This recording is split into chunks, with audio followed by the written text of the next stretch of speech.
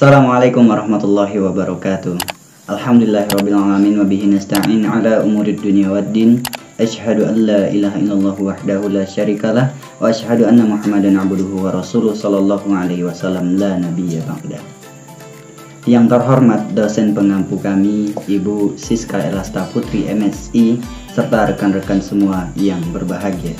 Kami dari kelompok 3, saya sendiri Muhammad Dirwan, dan 2 orang rekan saya, Devira Francisca dan Azizah Putri. Kami akan menyampaikan presentasi video kami pada kali ini. Selamat menyaksikan.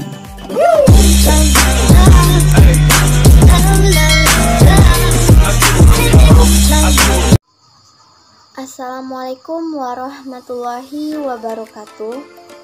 Baiklah, kami dari kelompok 3 dengan mata kuliah Sosiologi Hukum dengan dosen pembimbing Ibu Siska Elasta Putri MSI. Baiklah, saya akan membacakan materi dari kelompok kami, pengertian lapisan sosial atau stratifikasi sosial. Secara umum, istilah dari kata stratifikasi sosial berasal dari bahasa Latin, yakni stratum yang berarti tingkatan, serta sosius yang berarti masyarakat atau teman. Sehingga bila kita tarik pengertian stratifikasi sosial tersebut secara umum, bisa kita sebut sebagai tingkatan sosial yang terdapat di dalam masyarakat.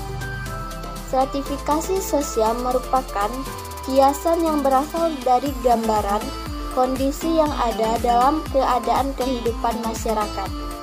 Stratifikasi sosial atau dalam bahasa Inggris disebut social stratification merupakan perbedaan masyarakat atau penduduk ke dalam kelas-kelas secara bertingkat atau hierarkis. Baiklah, saya Azza Putri akan melanjutkan pembacaan materi dari rekan saya, yaitu mengenai dasar-dasar pembentukan stratifikasi sosial. Pada umumnya, terdapat beberapa dasar yang biasa dipakai dalam menggolongkan beberapa anggota di dalam masyarakat ke dalam suatu lapisan tertentu. Beberapa dasar tersebut diantaranya adalah sebagai berikut. 1. Dasar kekayaan. Barang siapa yang mempunyai kekayaan paling banyak, maka orang tersebut akan masuk ke dalam lapisan atas. Kekayaan tersebut contoh dapat kita lihat pada bentuk rumah, kendaraan yang dimiliki, cara dalam mengenakan pakaian, sekaligus bahan pakaiannya, kebiasaan dalam berbelanja, barang yang mahal, dan yang lainnya. Yang kedua, dasar kekuasaan dan kewenangan. Barang siapa yang mempunyai kekuasaan atau yang memiliki wewenang terbesar, maka akan masuk ke dalam lapisan atas. Yang ketiga, dasar kehormatan. Ukuran kehormatan mungkin saja terlepas dari ukuran-ukuran kekayaan ataupun kekuasaan. Di sini, seorang individu yang paling disegani dan juga dihormati akan menempati posisi teratas. Ukuran semacam ini masih banyak kita jumpai dalam masyarakat yang masih menjunjung sistem tradisional. Biasanya mereka merupakan golongan tua atau mereka yang pernah berjasa pada masa lampau atau dalam kesehariannya. Dan yang keempat yaitu dasar ukuran ilmu pengetahuan. Ukuran ilmu pengetahuan digunakan oleh masyarakat yang menghargai akan ilmu pengetahuan tersebut. Namun, ukuran tersebut seringkali menyebabkan munculnya hal yang berakibat negatif. Selanjutnya poin C, pengaruh stratifikasi sosial terhadap penegakan hukum di Indonesia. Faktor-faktor yang menentukan adanya stratifikasi sosial antara lain. Yang pertama, pemilikan atas kekayaan yang bernilai ekonomis dalam berbagai bentuk dan ukuran. Artinya di sini strata dalam kehidupan masyarakat itu dapat dilihat dari nilai kekayaan seseorang di dalam masyarakat. Yang kedua, status atas dasar fungsi dalam pekerjaan, misalnya dokter, dosen, buruh, pekerja teknis, dan lain sebagainya. Semuanya ini menentukan status seseorang dalam masyarakat. Maksudnya adalah dalam stratifikasi sosial terhadap penegakan hukum di Indonesia, Bagian kedua ini, status atau dasar fungsi dalam pekerjaan ini juga berpengaruh. Yang ketiga, kesalahan seseorang dalam beragama. Jika seseorang sungguh-sungguh dan penuh dengan ketulusan dalam menjalankan agamanya, maka status seorang tersebut akan dipandang lebih tinggi daripada masyarakat biasa. Maksudnya di sini adalah, contohnya seseorang yang religius dan patuh terhadap agamanya, maka orang itu akan dipandang lebih tinggi dibanding orang yang tidak religius atau tidak patuh kepada agamanya. Yang keempat, status atas dasar keturunan.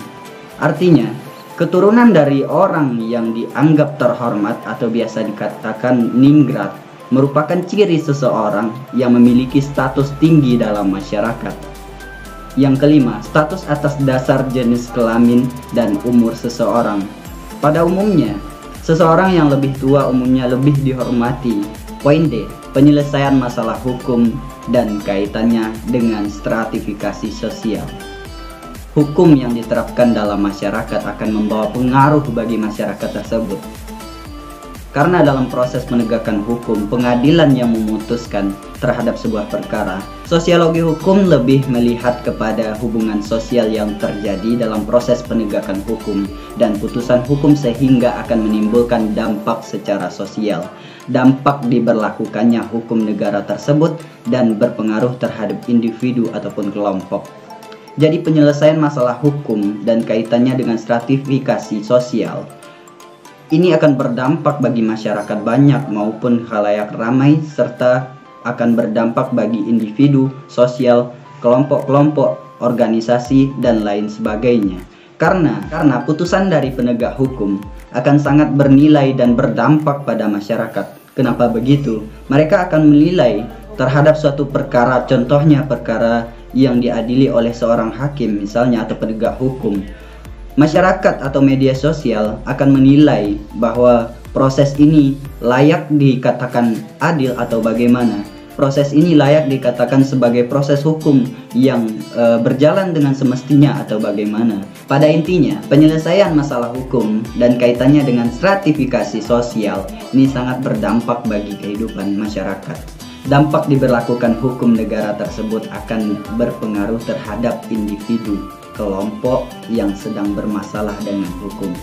Itulah presentasi dari kami kelompok 3. Jika ada kesalahan kami mohon maaf. Terima kasih atas segala perhatian. Jangan lupa untuk subscribe channel ini. Terima kasih. Assalamualaikum warahmatullahi wabarakatuh.